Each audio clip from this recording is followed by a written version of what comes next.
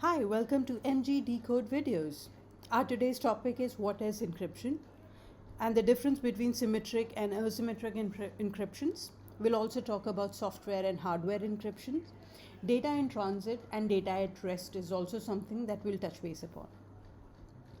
Okay, so let's start with first what is encryption. And encryption is a process of encoding your data into ciphertext, which would require cryptographic algorithm to decipher it back. Well, to understand it better, encryption is basically to code your data into an unreadable format. As you can see here that I have a document and which I'm using an algorithm. Here the algorithm is just +1, as in moving it to the next alphabet than what it is. And a coded document which is not readable in a normal sense unless you put in efforts to decode it. So in simple, encryption is what we are doing is we are encrypting the data as if we are encoding the data into an unreadable format, and for this we use certain algorithms. And these algorithms could be AES, DES, triple DES, RSAs, and there are many more. These are basically they have a generator and they use prime numbers and they are much more complicated. Okay, and once we have encrypted the document, to decrypt it back, we'll do the reverse of what we have done. So the coded page is what we have. I'll do -1, as in I'll put it back the alphabets the way they were, and I'll get the resultant document, which was the initial document that I encrypted. Okay, let's start with symmetric encryption. And symmetric encryption, let's consider that a sender would like to share some detail with the receiver. So first thing, what they will do is they'll agree upon the kind of coding of the data that they'll do, as in which algorithm they are going to use, how to code the data, and the subsequent decode pattern that the receiver should have to decode it to get the message back, which is usually used in the analogy of a lock and a key, as in the sender will lock the information using a key or a lock, that is code the data, and receiver using the the respective key will encode or open up the data that they will get. Here with an example, it'll become even more clear. I have this document and I would like to share it with the receiver. So what will happen is we'll code this data using the code or the agreed keys that both sender and receiver have. Here the key is same. In case of a sender and a receiver, both have the same key. So a sender will lock the data, as in code the data using the same key. Here it is coded, and the data will move towards receiver. Once receiver will receive the message, receiver has its own key of the same information that only these two have and no one else. And once the receiver uses key, he'll get the document, and that's it. That's the symmetric encryption, where you use the similar key to symmetric keys to code and to decode the data, and both sender and receiver should have the keys to open it up. Lock it first at sender's end and open it up at receiver's end. Now here there is a little bit of problem in symmetric encryption, that what if this key gets compromised? If key gets compromised, because it's the same key which is traveling through the network, right? It could be a local network or a private network, but it is still traveling through a network. So to avoid this kind of even possibility of such compromise, we have asymmetric encryption, where the sender and a receiver, what they do is rather than creating one key, they create two different keys. So a sender will have one private key and a public key. And similarly, a receiver would have one private key and an associated public key. So two keys each, sender's two keys, receiver's two keys. So public key, what public key does is it locks the data, as in it codes the data, encode the data, and what private key does is it allows you to open the data. So if I would like to share a message with the receiver, I need to make sure that I use his public key to lock the data and let him use his own private key, which never makes it onto the network, to open it up. As simple as that. So what I have to do is, public, as the name suggests, is open to public, as in not really in internet, but it is still traveling onto the network. It could be a network, it could be a private network. It is still traveling onto the network. So a sender will use receiver's public key to lock the data. Here comes my supercritical document. Here a sender has locked the data, as in encoded the data using receiver's public key. And of course, so now the data is locked, so nobody can open it up unless receiver's private key opens it up.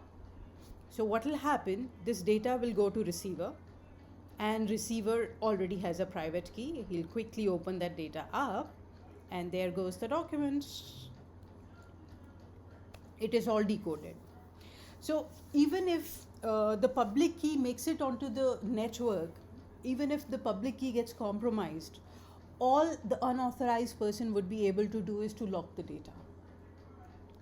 The person would never be able to open it up, because for opening it up, you cannot open the data using a public key. You need a private key which never made to network, and hence the security. So if receiver would have to send it back the data to the sender, then again receiver has to use sender's public key to lock the data, and then the data will reach to sender back, and sender with his own private key would be able to open the data. And these private keys are dedicated only to the person or to the machine that has created it.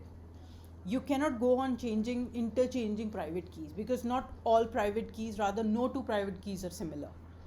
They are unique. So public private key combination makes it much more robust and much more secure way of data transfer. Next, we'll talk about software and hardware encryption.